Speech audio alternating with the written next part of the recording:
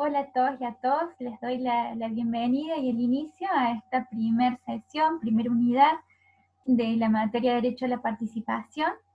En primer lugar, les voy a comentar cuáles son el tema principal y los ejes de análisis para esta unidad. Luego voy a hacer un breve comentario a los textos de lectura obligatoria, intentando disparar algunos ejes de reflexión y de análisis. Y en tercer lugar, me voy a referir a la actividad que van a tener que desarrollar en función de estas lecturas y al término de esta primera semana que comienza la materia. En primer lugar, y a breve introducción, también resaltar que cuando hablamos de un enfoque centrado en el derecho a la participación, estamos partiendo de una premisa que los sistemas de participación actuales, ¿sí?, no son suficientes para garantizar una participación real y efectiva de los ciudadanos, por lo cual debemos pensar y analizar en otros tipos de participación, no solo las tradicionales, que puedan garantizar de alguna manera la incidencia real de ciudadanos y ciudadanas en la marcha de los asuntos públicos. Como temas principales para esta unidad es intentar conceptualizar esto, ¿sí? ¿Qué entendemos por participación? Centrándonos en los aspectos teóricos en el contexto de los derechos humanos. Hay tres temas principales que ustedes los tienen ahí en el programa de la unidad, pero me interesa como mencionárselos. Uno tiene que ver con la delimitación del concepto de participación ciudadana, otro con los mecanismos de participación ciudadana, ¿sí? Cuáles son los mecanismos posibles de participación ciudadana, y el tercero tiene que ver más una mirada reflexiva, crítica, sobre cuáles son los alcances, límites y riesgos de la participación. En clave de esos tres temas es que vamos a analizar las lecturas y a partir de la bibliografía que tenemos como propuesta de esta unidad. Me interesa comenzar con Pedro Salazar Ugarte, con el texto de ¿Qué participación para cuál democracia? Lo fundamental de este autor es poder ligar la cuestión de la participación ciudadana a la cuestión de la democracia, y él parte de la premisa de que la noción de participación ciudadana está determinada por el tipo de democracia, por la democracia que tomemos como referencia en el contexto particular en que lo situemos, ¿sí? Él inicia con algunas preguntas que también me parece que es importante que las tengamos claves durante todo este curso, que cuando nos hablamos de participación, pensemos de qué tipo de participación estamos hablando, participación en qué, para qué, cómo y entre quiénes. Esto es fundamental porque el concepto de participación es un concepto que podemos decir que ha estado como vacío de contenido muchas veces, que podemos hablar también de participación refiriéndonos a situaciones y experiencias absolutamente disímiles entre sí, por lo cual este anclaje que nos propone el autor es indispensable para pensar y reflexionar sobre la participación ciudadana, sobre la participación política, ¿sí? Otra de las cuestiones que me parece sumamente sugerentes del autor es que él menciona como condición indispensable para una efectiva participación ciudadana y libre es la garantía de ciertos derechos fundamentales, que ciertos derechos garantizados en una que deben ser garantizados también en todo sistema democrático, como son los derechos a la educación y derechos de subsistencia. Sin el cumplimiento de esos derechos básicos no podemos hablar de una efectiva participación y una participación libre. En este sentido, el autor plantea que sin la idea de justicia social no podemos pensar que esté garantizada la democracia y por ende tampoco una plena participación, ¿sí? El autor también se refiere a que es fundamental en ampliar distintos y que el ciudadano, que la ciudadana estén implicados en distintos niveles de la organización social, en distintas esferas de participación, para que podamos hablar de una efectiva democracia también, ¿sí? De lo que se trata es poder ampliar en todos los niveles posibles estos espacios de participación.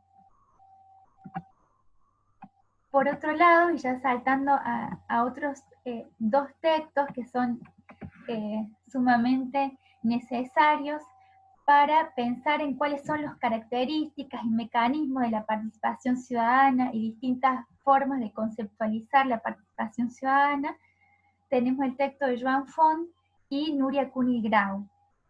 Me voy a centrar en este sentido en el texto de Font, que también parte de ciertas premisas, ciertas preguntas disparadoras, que los invito también como a leerlas y que sean como propicios para incentivar también la discusión y el intercambio también en los foros. Y el autor parte de reconocimiento de un problema que dice es cómo recuperar el protagonismo del ciudadano en las decisiones políticas, ¿sí? Sabiendo que hay estamos en un contexto y que muchas veces lo hemos escuchado hablar y todos estos años de crisis de la participación, de crisis de los sistemas democráticos, crisis en las formas de participación convencionales, una cada vez hay más desinterés por parte de los ciudadanos en este tipo de participación. Entonces el autor plantea que esta crisis también tiene que ser una forma, un puntapié para renovar otros mecanismos de participación que puedan articularse a mecanismos de participación existentes.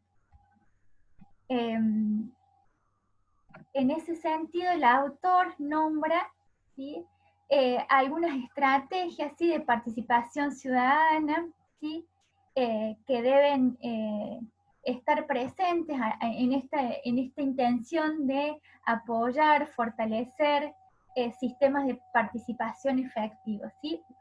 Nombra 3 estrategias que son reforzar el sistema asociativo, buscar la participación del ciudadano no organizado y potenciar un cambio en la cultura más participativa. Luego hace un panorama en 3 mecanismos fundamentales de participación, que ahí los invito también a la lectura, al debate y a que podamos conversar sobre cada uno de ellos. Uno tiene que ver los mecanismos de consulta a comunidades, otros los mecanismos deliberativos y por último mecanismos de democracia directa. Lo que plantea el autor, a su vez, es que no existen mecanismos de participación ideales ni perfectos, sino que en la realidad nos vamos a encontrar siempre con matices.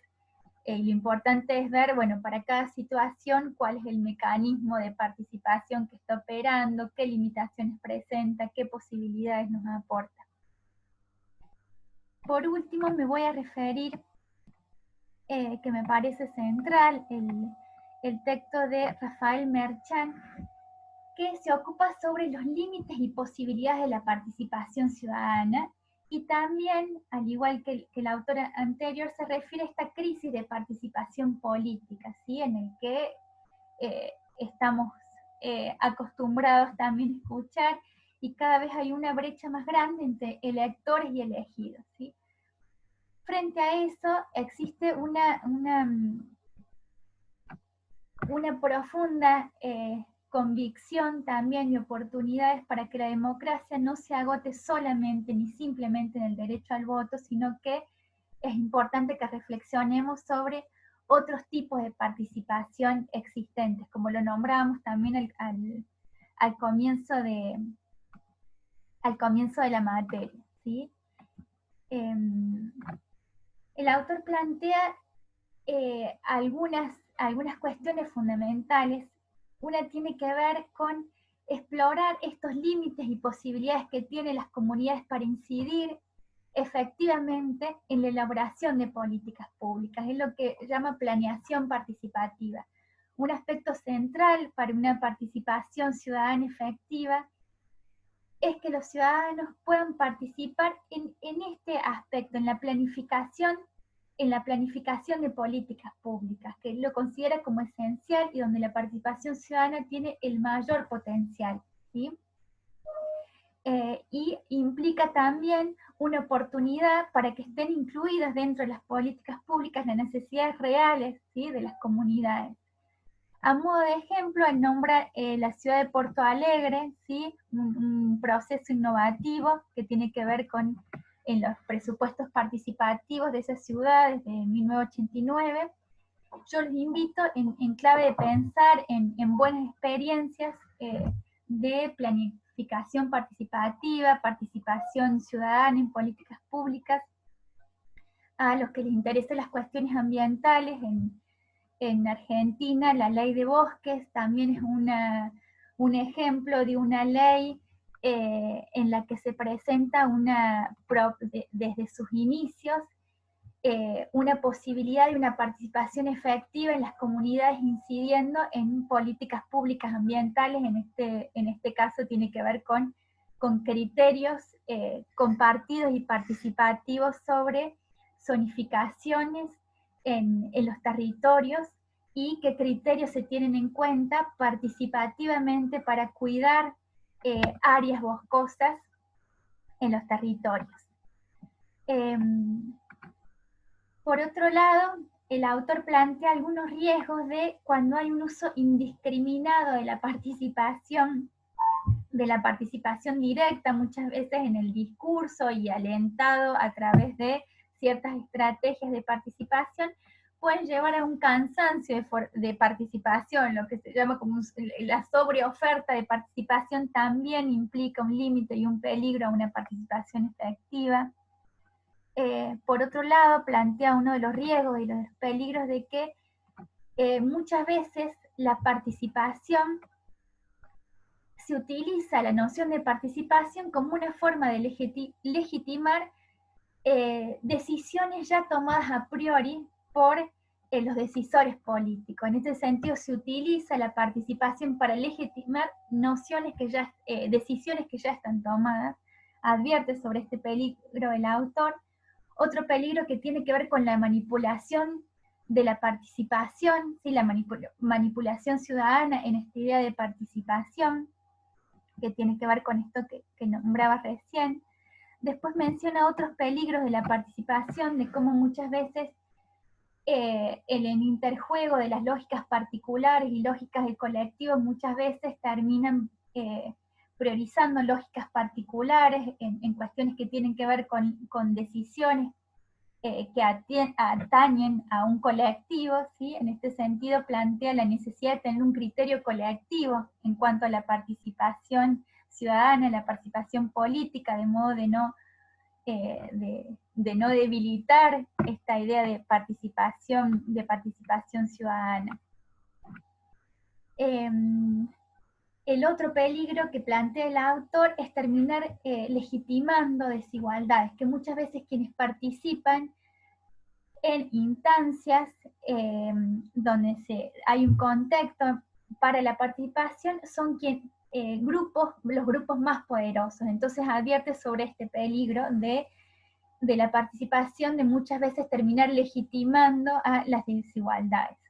En función de esto, plantea varios principios a los que considera él tener en cuenta la participación ciudadana, que también los invito a la reflexión y a la lectura. Para ir terminando, esos es como algunos ejes que me interesaba como rescatar y que nos ayude a disparar los intercambios y los diálogos. En clave de estas lecturas es importante que a través del foro, a través de las instancias de consulta, podamos participar, comentar cada una, qué nos disparan, qué dudas nos surgen estas lecturas. Y la actividad es hacer un mapa conceptual que tenga en cuenta estos aspectos teóricos de la participación a partir de estas lecturas.